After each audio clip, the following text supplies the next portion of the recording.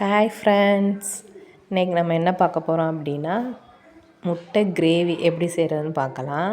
அதுக்கு வெங்காயம், தக்காளி, கருவேப்பிலை, பச்சை மிளகா, வேக வச்ச உருளைக்கிழங்கு, வேக வச்ச முட்டை 2, தேங்காய் அரைச்சி வச்சுக்கணும், கொஞ்சமாக சோம்பு, பட்டை, கொஞ்சமாக இலை.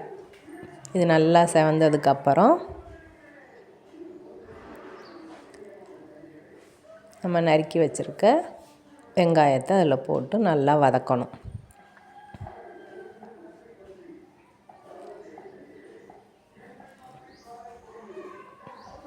நல்லா இந்த அளவுக்கு நல்லா வதக்கிக்குவோம்.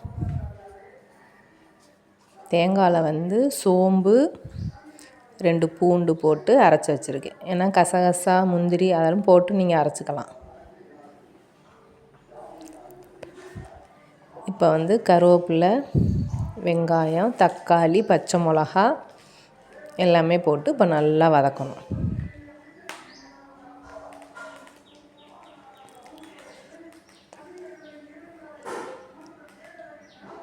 நல்லா இந்த அளவுக்கு நல்லா வதக்கி எடுத்துக்கணும். இப்போ இதுக்கு 1 ஸ்பூன் இஞ்சி பூண்டு பேஸ்ட்டு, இப்போ அதையும் போட்டு நல்லா வதக்கிக்கணும்.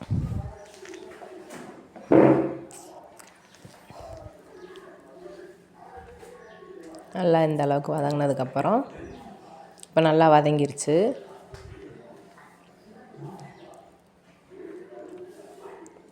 இப்போ இதில் காரம், ஏன்னா பச்சை மிளகா வேறு ஏற்கனவே போட்டிருக்கோம், காரம் உங்களுக்கு தகுந்த மாதிரி நீங்கள் போட்டுக்கோங்க. இப்போ நான் மிளகாப்பொடி 1.5 ஸ்பூன் போட்டிருக்கேன்.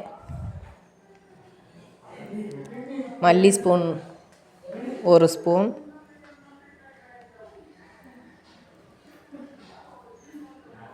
அதுக்கப்புறம் மஞ்சத்தூள், அப்புறம் பிரியாணி மசாலா இல்லை சிக்கன் பவுட்ரு, இந்த மாதிரி ஏதாச்சும் மட்டன் பவுட்ரு அந்த மாதிரி இருந்துச்சுன்னா அதையும் நீங்கள் 1 ஸ்பூன் போட்டுக்கலாம், சும்மா ஒரு ஃப்ளேவருக்காக. இப்போ எல்லாத்தையும் நல்லா அப்படி கிண்டிட்டு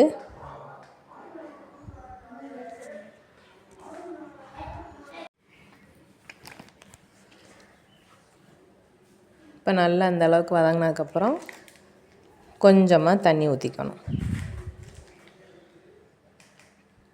கிரேவி எந்த அளவுக்கு வேணுமோ அந்த அளவுக்கு நீங்கள் பார்த்து தண்ணி ஊற்றிக்கலாம்.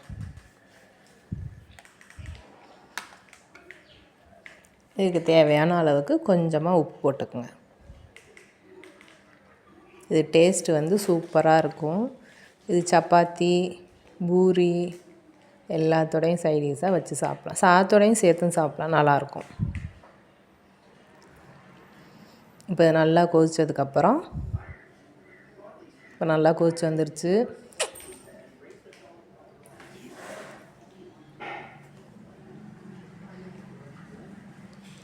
இப்போ வேக வச்சுருந்த முட்டை, அதனால் குட்டி குட்டியாக கட் பண்ணி வச்சுருக்கோம், அது வேக வச்ச உருளைக்கிழங்கு அதையும் போட்டு நல்லா அப்படியே ஒரு கிண்டு கிண்டி விட்டுறலாம். இப்போ இது நல்லா ஒரு கொதித்து வரட்டும்.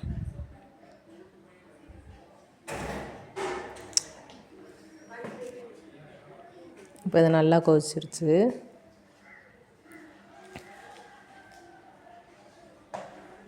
முட்டை, உருளைக்கிழங்குலாம் உங்களுக்கு எந்த அளவுக்கு தேவையோ அந்த அளவுக்கு நீங்கள் கட் பண்ணி வச்சு சேர்த்துக்கலாம்.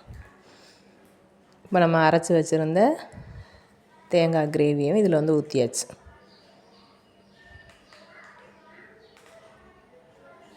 இது இப்போ ஒரு 5 நிமிஷம் கொதிக்கட்டும்.